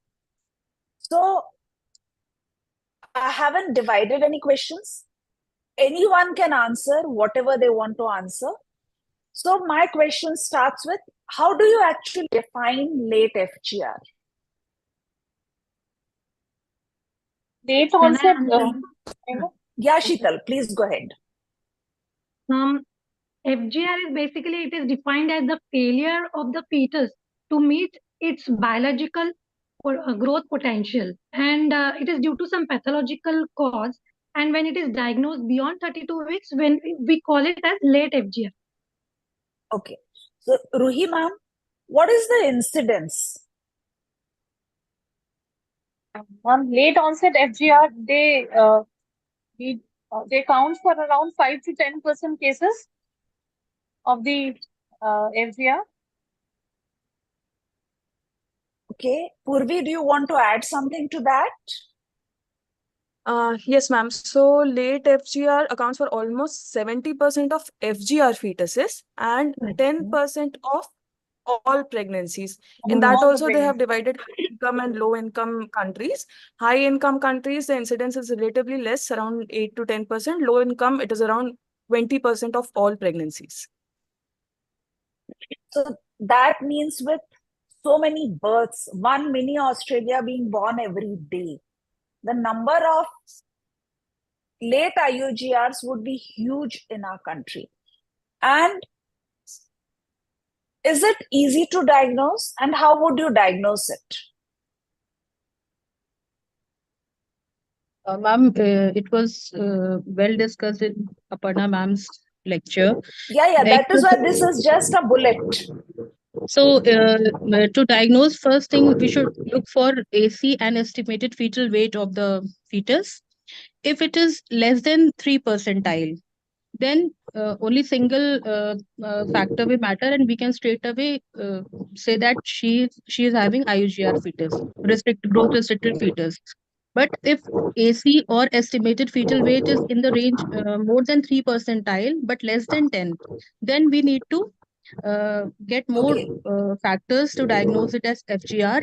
We need to follow the patient, and if we get associated Doppler changes, then we can call her as growth restricted fetus. So one thing I want to ask you, that you're talking only about ultrasound, but Dr. Ruhi, when would you actually order an ultrasound? You are seeing the patient regularly. When would you actually ask for an ultrasound for this patient? And the normal ANC, as per normal ANC protocols, the first ultrasound which is being done is an NCNB No, scan. that's okay. Now she's in her third trimester. And the protocol is 36 weeks, but you are ordering it maybe after 32 weeks. So what triggered that? What was the trigger to advise that ultrasound? On clinical examination, if the symphysiopundal height is not corresponding to the period of gestation, then definitely an early third trimester ultrasound will be ordered. Okay, that is very important, that we need to remember that clinical examination has to be properly done, not just listening to the fetal heart and letting the patient go. Okay, so is it easy to diagnose or is it difficult to diagnose? Late onset is difficult to diagnose. Difficult to diagnose. And is it easy to monitor or is it difficult to monitor?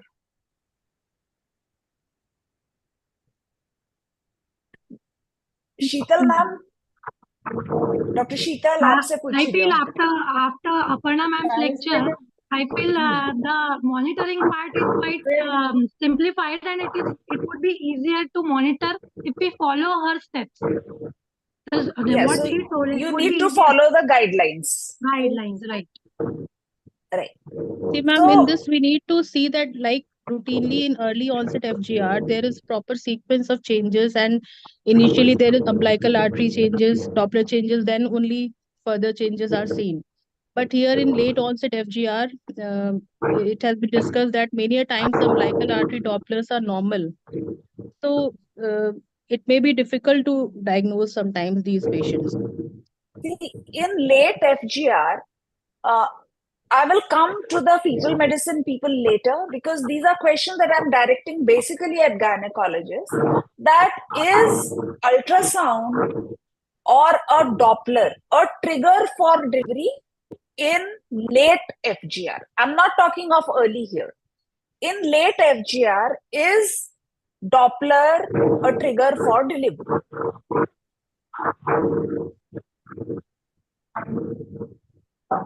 Ma'am, may I answer the question?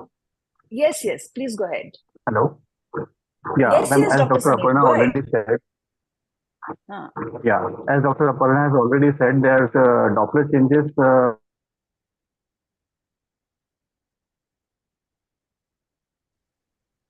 are significant, especially good point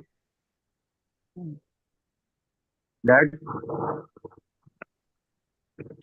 she has emphasized a very good point that even if we are getting mild shift in the Doppler in umbilical artery, not to worry, and including CPR also. If there is alteration in the CPR, then also it is not to be worried until unless we get a reversal or an absent diastolic flow in the umbilical artery.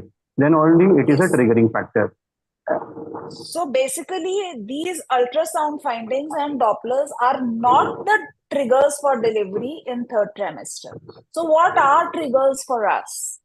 When CTG may, there is decreased variability, when there is loss of fetal movements, biophysical profile. When biophysical profile is less than 4/10 and there are repetitive fetal heart rate decelerations, or there might be some sinusoidal pattern on the CTG, and beat to beat. So basically here we are very worried about the biophysical profile. Oh, yes, ma'am. Which has to be seen. Now, this is another question again to the gynecologist. Can a fetus with 10 to 90th percentile, a weight between the 10th and 90th percentile, be growth retarded? All Yes, your ma'am. definitions, 3%, less than 10%, but it is between 10 and 90. Can it still be growth retarded? Yes, ma'am. If we find AC less than 10 percentile, such we can see find some fetus who are No, normal. I'm saying it's more than 10. It's more than 10. Yeah. But ma'am, in AC, weight is normal, but abdominal circumference. Oh, that is both are above 10 centile. If Still, they are not following the trajectory during the interval growth scan, if they are not following the trajectory, then there is definitely a growth retardation. So that point we tend to forget, that if it has fallen below 2 quartiles. So if it was 90 and it has come down to 40 or 30, even then it is growth retardation.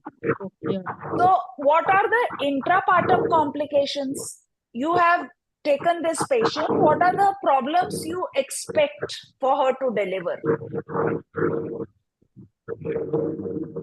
There are more chances of intrapartum hypoxia in these patients, fetal distress, and passage of meconium aspiration, and increased perinatal asphyxia, low Apgar score in these patients, more chances of neonatal aggressions in these patients. So chances of fetal distress and being taken for cesarean, failure of induction, all these problems can occur. Okay, and then there are perinatal problems. So this I've already asked, the trigger for delivery. So what is the mode of delivery? Are you going to do a cesarean for everyone, or are you going to try to induce?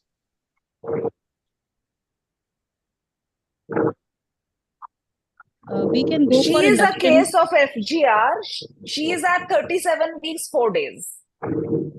Ma'am, we can induce her if we will monitor her during labor, and she definitely can go for normal delivery, vaginal delivery. If there is any intrapartum distress or non-progress, then we can take her for cesarean section. Okay. With a continuous CPG monitoring. Yes. So what is the contribution of late FGR to stillbirths? Very high. So what is the percentage? About 43% of stillbirths are associated with late FGR. So that is a really huge number. And we need to remember that if we are able to monitor late FGR properly, at least a certain percentage of those deaths can be prevented. So can it be prevented? Can late FGR be prevented?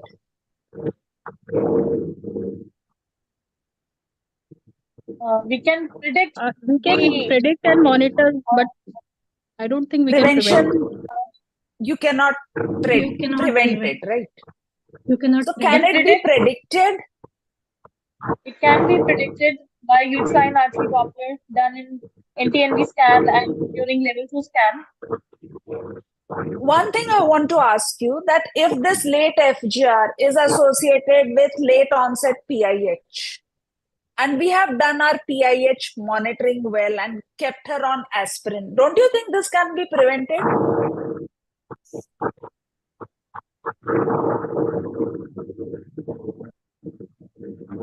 Come on.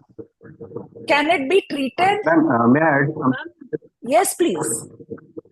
Yes, Samir. Ma'am, nowadays, yes, ma'am.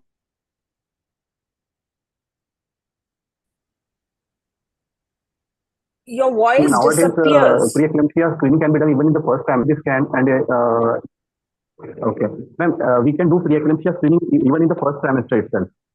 So yeah, that's what it gives us an idea about. Yeah, that gives us an idea about the upcoming events, either late onset IUCR or early onset IUCR. So there are certain things that are preventable. Early diagnosis. Uterine artery Doppler plays a very important role in the first trimester. So we can prevent PIH. We can early diagnose infections. We can also diagnose APLA syndrome. And if we are able to manage that, we can manage the FGR that is caused because of them. But what the cause we don't know, that we cannot prevent. Okay, now we come to the treatment. Is there any role of progesterone? Baby is growing slow. Do you want to add progesterone? No, ma'am. No. Is there any role of enoxaparin or heparin? At this stage, if you start it early, like here now at 32 weeks.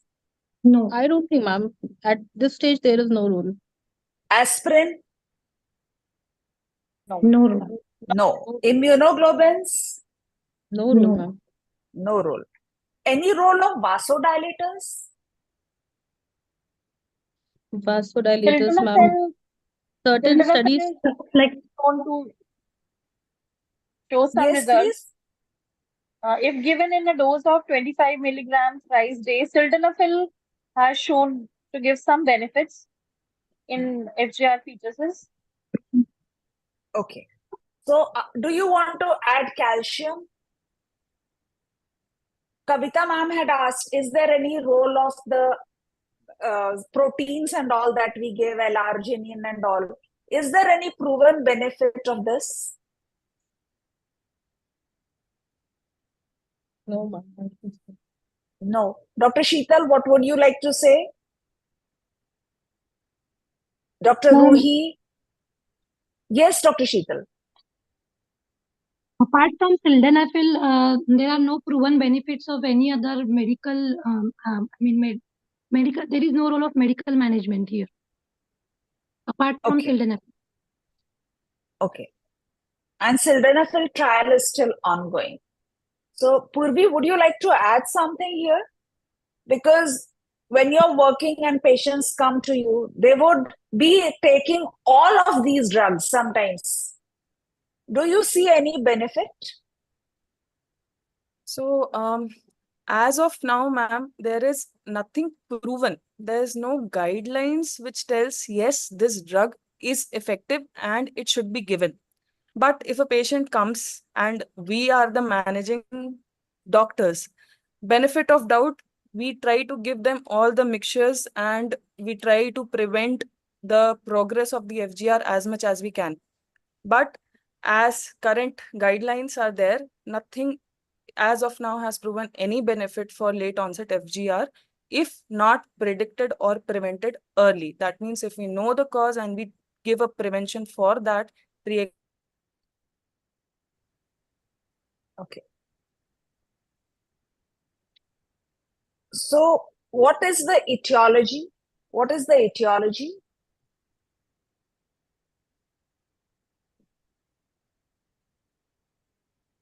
Dr. Sheetal?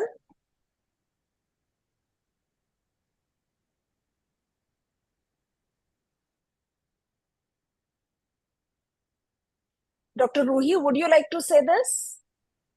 Ma'am, the causes can be either maternal or fetal or the placental.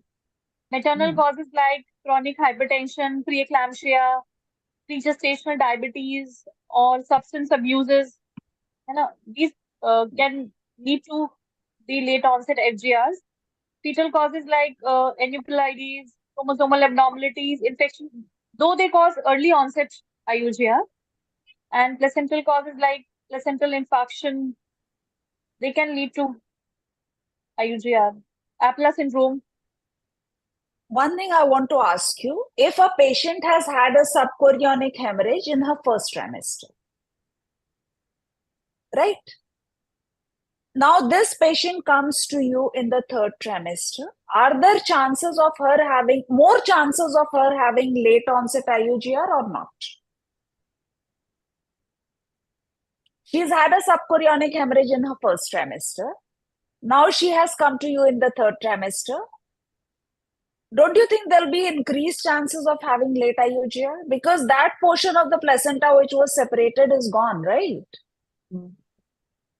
So effectively, that is a placental cause, and that we as gynecologists should remember that if there is a patient who has carried on, there's been a subchorionic hemorrhage and she has carried on, then we need to monitor that patient also for late IUGR, right? Yeah, ma'am. So there is compensation and then there is decompensation. Initially, there is compensation when the blood supply through the partial placenta is good enough. That is the mechanism. We did one program where Dr. Vivek Krishnan spoke about the placenta in detail. So what we are saying is that that much of placenta is good enough. And then it becomes not good enough and the baby starts lagging behind. And then once it starts lagging behind, then the Doppler changes will also occur. So this is the sequence that we have. And Dr. Shelley, would you read it out, please? Just the sequence one by one, so Yeah. everybody remembers. Initially, there will be a decrease in umbilicus venous volume and liver size. This will lead to abdominal circumference lag, and this will be the first biometric sign of FGR. After that, increased umbilical artery Doppler resistance. And after that, there will be flow redistribution and MCA changes will be there. Middle cerebral artery will have compensatory vasodilatation. After that, there will be onset of reduced amniotic fluid. And if there is further decompensation, then there will be absent end diastolic flow. And after that, absent end diastolic flow in umbilical artery. After that, loss of fetal movement and loss of variability in CTG. And if there is further decompensation, then there will be reverse end diastolic flow in umbilical artery. Then there will be ductus venosus changes, absent A wave or reversed A wave. Then biophysical profile or biophysical score will decline. Then we'll get non-reactive NST and we will get late decelerations. And this will finally lead to fetal circulatory collapse and fetal death. So Purvi, there is some talk about ductus venosus and the aortic arch for aortic isthmus. So what do you say about that? So these are the late Doppler changes. First, we look at the umbilical artery and the MCA. No, you've This done is the that. basic. Yeah, this is the basic Doppler. Once you have defined that, yes, those are abnormal, then we do an extended Doppler study, which includes the aortic isthmus flow reversal, which is pathological. If it is no reversal, it is normal. And we have ductus venosus abnormality, that is also reversal of the A wave. So according to the classification, if there is aortic isthmus reversal, it is classified as stage 2. And we need to deliver after or at 34 weeks. If ductus venosus pulsatility index is more than 95 centile at 30 weeks. And it is called stage 3. If ductus venosus flow is absent or reversed, then at any point of time, that is beyond 26 or at 26 weeks, if at all the Doppler becomes abnormal. So the first grading of FGR stage 1 is umbilical artery and MCA. Grade 2 has absent umbilical artery and then starts with aortic isthmus. Stage 3 and 4 has ductus venosus abnormality. Okay, so what we are saying here is that everybody needs to look at the umbilical, but that does not, unless there is a reversal of flow or absent end diastolic flow, you don't decide mode of delivery by that. Right? So this is a FGR fetus with a normal umbilical artery Doppler and BPS. So what are you going to do with this fetus? We'll monitor. It's small, but umbilical artery is normal. So ma'am, not yet FGR? Is it not yet FGR? Because both the things are written, that's why I asked. Maybe what you have seen is growth restricted. Yes, okay. Not yet. But okay, yes. It's a small baby. Basically, it's a small baby. Now, you have to differentiate whether it is growth restricted or it is constitutionally small. Right. Okay. So for that difference, what do? We do a Doppler. You do a Doppler.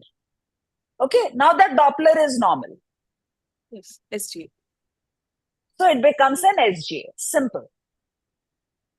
You would also look at the parents at both the parents, you know. If the mother is 4 feet 6 inches and she is a BMI of 20, that baby is going to be thin and small. Yes, and obviously dating also we have to see. Sometimes they just come at the 3rd trimester scan, so we need to date them correctly. Yes, so as Dr. Aparna said, you have to do the correct dating, and if they have any kind of reports, we need to look at those reports. So now this is a small fetus with a normal umbilical artery. but amniotic fluid is less. Are you worried? Yes, ma'am, we need to monitor this baby for Doppler Means changes. for us gynecologists, I'm asking you, what is a normal maximum vertical pocket? How much is normal? And when would you call it less? 4 to 8 centimeters. Less than 2 centimeter is abnormal. Single vertical pocket, less than 2 centimeters. Okay. And so it's 2 to 8 is considered normal. 2 to 8 is considered normal. Now the fluid is less, but the umbilical artery is normal. And the fetus doesn't show anything much. What are you going to do?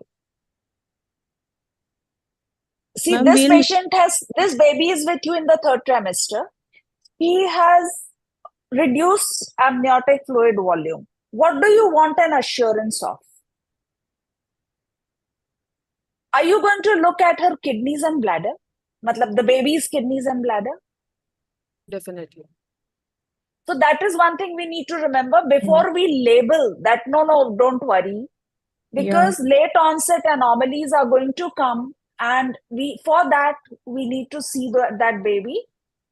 We need to see the kidneys, we need to see the bladder. If everything looks normal, then you would do surveillance, right? Now, to my gynecologist, my fellow gynecologist, I'm asking you, would you give her L-arginine? Yes, ma'am, routinely तो देते ही हैं हम. कितना देते हैं? Routinely we give. How much? Like one sachet that is around 5 grams, I think, per 3 day. grams. See, 3 what grams. we have to understand is that dehydration itself can cause a low Liker volume. Yes. Because it is, so the mother has to be very well hydrated. Supposing she came into your OPD in the morning and you're seeing her in the afternoon, she didn't want to go to the public toilet, so she didn't drink water. Simple. So we need to see that our patient is really well hydrated, see her twice, whether the Liker is consistently small, and then take a call. If a small baby, no anomaly, and Liker is less, then you're going to examine her weekly. Okay? Purvi, I'm asking you, would you wait till 2 centimeters or even 3 you would be alert? Ma'am, if at all we can do more surveillance, it is always better. As ma'am told, if we can do it, we should do it. But if at all going by definition, oligo is not a part of FGR family. So we will not No, but this is classify a small fetus. This is a small fetus. The artery small is fetus, normal. the Doppler is normal. Yeah. Obviously, I would want to do more surveillance, ma'am. Okay.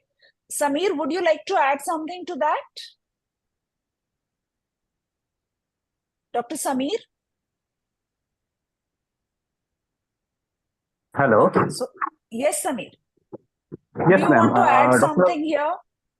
Dr. Purvi has very rightly said that oligo should not be the only criteria for FGR and should not be the only criteria for termination of pregnancy and delivery. And fetal Doppler is a very important criteria, especially after 36 weeks of gestation. He is very right. Okay, so here this is the flow chart that if you have a normal umbilical artery, normal biophysical scoring, and normal Dopplers, follow up and deliver at term. Low Liker, monitor weekly.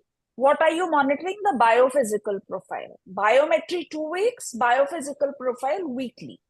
And if surveillance is normal, then you're going to deliver at term. Now, this is a third situation. Again, a small fetus. What should be the mode of delivery in these patients with low Liker? Normal. Induction of labor. See, because as Dr. Purvi said, Dr. Aparna said, and Dr. Samir, all three have said that low Liker is not an indication for cesarean section anymore. It is just an indication for monitoring. monitor the baby during delivery. Want to add something there, Purvi? Yes, so these are the fetal indication, ma'am. Obstetric indication are separate. So fetal Yeah, indication does not. agreed. Yes, ma'am. So at any point of time, if we have, fetal distress during the event of the labor, then that is a separate scenario. That is there. If you have cervical dystocia, if there is failed induction of labor, patients get PIH, anything, any Yes. obstetric indication, it's a malpresentation, malposition, placenta previa. It could be anything. Any obstetric indications are separate, but considering everything normal, we would proceed to a vaginal delivery or trial of labor. So then this is an FGR fetus, but here now the umbilical artery resistance has increased, but it's not absent flow. The MCA is normal, amniotic fluid is also normal. So now what are you going to do? How often are you going to monitor this baby? Ma'am, Monitoring remains, yes. weekly Doppler should be done to look for any deterioration in the changes, and twice weekly fetal weight monitoring. And if the baby doesn't deteriorate and the growth is the baby is growing, then we can deliver her at term. Okay, so basically what you are saying is that the monitoring remains the same. You're going to see the weight every 2 weeks. You're going to see the Dopplers every week. Yeah, right? ma'am. And you're also going to see the biophysical profile. You're going to teach her that do the fetal movement count. Because in the third trimester, that is a very big indicator of abnormality, right? Yes. And if everything remains normal, she goes to 39 weeks. Is that right, Purvi? Yes, ma'am, absolutely. Okay. Now this is another case, raised umbilical artery Doppler, but now cerebral redistribution has occurred and the amniotic fluid volume has decreased. If there is already redistribution in the brain, how long are you going to carry this pregnancy? If you remember what Dr. Aparna showed you, you don't cross 36 weeks. You take to 36 weeks and deliver. Now, how many would try a normal delivery here? Cerebral redistribution has already occurred. There is a raised umbilical artery Doppler. There is decreased fluid. Who is brave?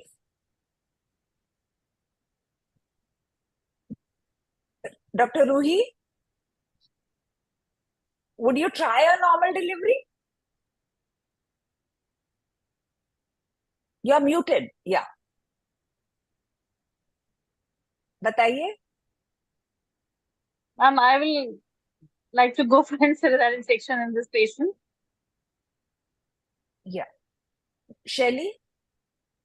Ma'am, we can go for PV findings. If I feel that she will respond to induction, then I can go for a short trial of labor in this patient, and cesarean section if required. So what is a short trial? How short is short? You've put in Serviprim. Okay. Now 6 hours are gone by. You put it again, another 6 hours are gone by. Now, if fetal heart is okay, but she is not at all progressing with cerebrine, os is not opening, then I won't wait. Then I'll take her up for cesarean. If she starts having pains, how often will you examine for descent before you decide for delivery? Ma'am, in early labor, if contractions are adequate in early labor, 4-hourly PV examination can be done with continuous fetal heart rate monitoring. In early labor, ma'am, we can do intermittent also. Continuous, we don't do routinely in our practice. And if she is progressing, then we can wait. Otherwise, if at any point of time I feel she is not progressing, then. See, my question was basically how short is short? She's having pains. but how long are you going to wait if there is no progress to take her to cesarean? Ma'am, if 4 hourly she is not progressing, PV is same. Even with How many 4 hours are you going to wait? 4 hours, 8 hours, 12 hours? How many hours are you going to wait?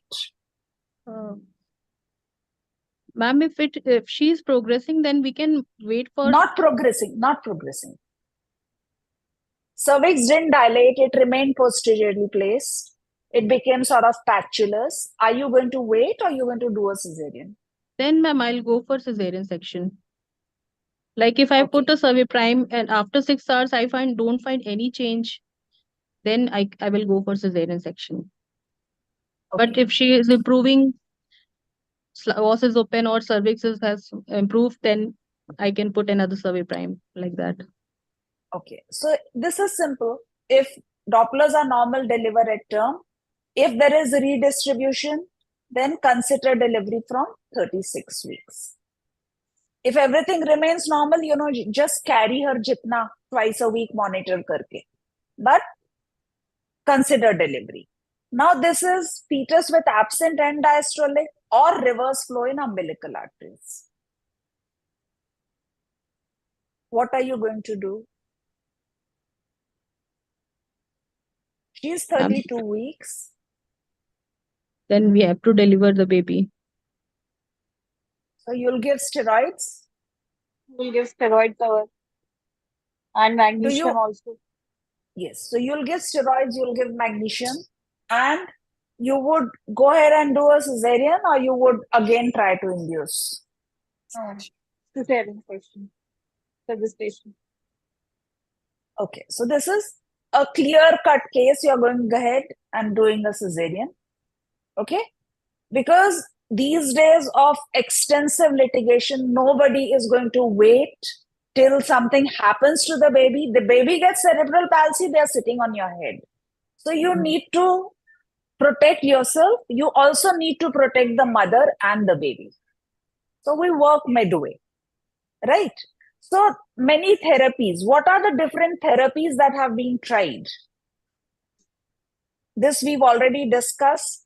Does bed rest have any role? No role. No role. Now I'll tell you why there is no role. How does FGR actually occur? Because the circulation to the placenta becomes less.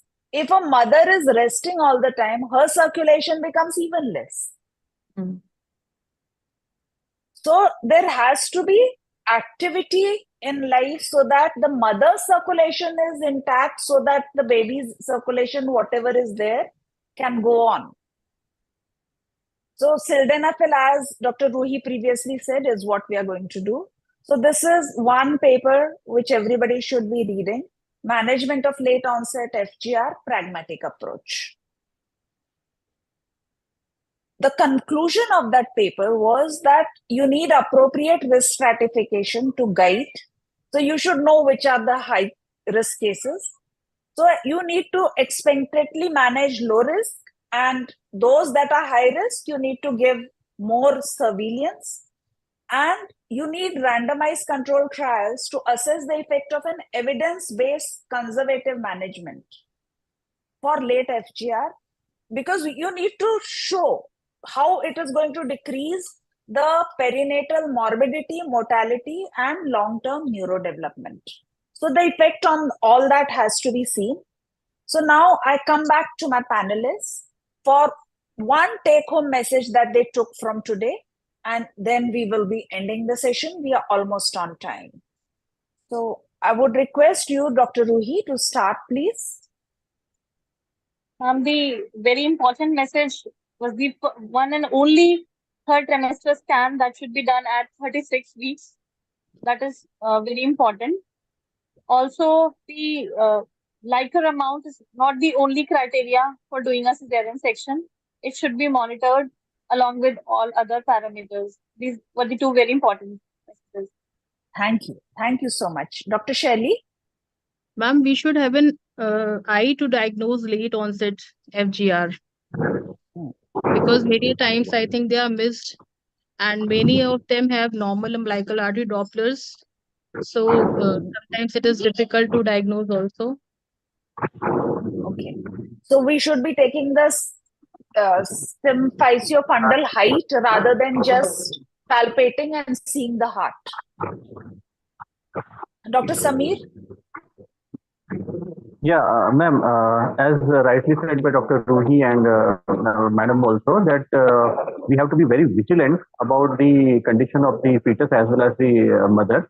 And what mind knows, the eye sees that only. So we have to be vigilant, especially after the 28th week of gestation. And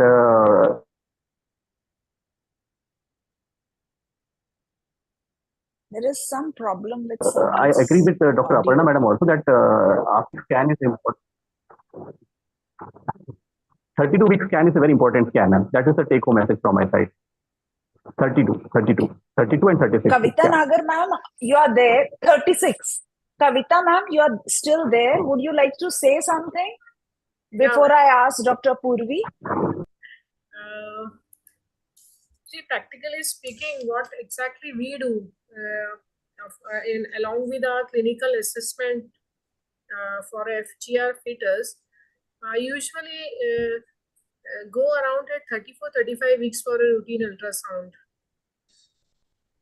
That's what I do in my practice. But today my scenario has changed. It is 36 weeks as per guidelines are going. Okay. Okay. Purvi, Dr. Purvi, would you like to add one take-home message from your side as a fetal medicine practitioner? Yes, ma'am. I would like to say 4 points for every patient. First thing, we need to stratify if the patient is low risk, high risk. Second thing, we need to measure the symphysiofundal height. If she is low risk and everything is going great, fine, very good. If at all we can get a scan done at 36 weeks, that is perfect. Secondly, for patients who are high risk, in these patients, we would want to scan again and again. Usually, if at all we have more doubt of FGR.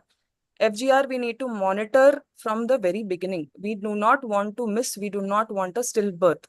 For every obstetrician, fellow radiologist, fellow fetal medicine, I would want to urge them to recognize how to do Dopplers. Doing Doppler is also very important to know how we should know how to do them, the angle correction, the PRF, the color settings. It is actually, as ma'am said, one button away. Once we recognize them, we can do it in our own settings. We can easily counsel, we can easily follow up, and it becomes much easier to manage at FGR if we do it in one setting. Thank you. Thank you so much. So I think that is all for today. Thank you. Thank you so much from the bottom of my heart. It's all roses and no thorns. Thank you so much. And thank you, ma'am. Thank you. Such an informative talk. So thank you so much. Thank you.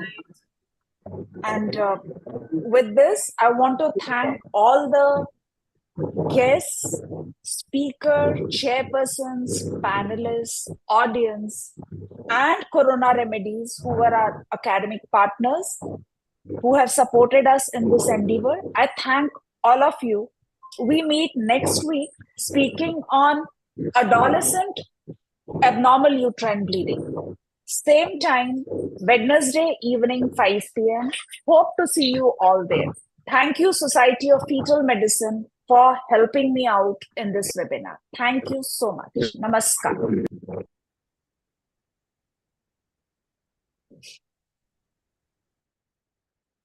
Piyush, you may end the meeting. Okay, ma'am. Good night, ma'am. Good night.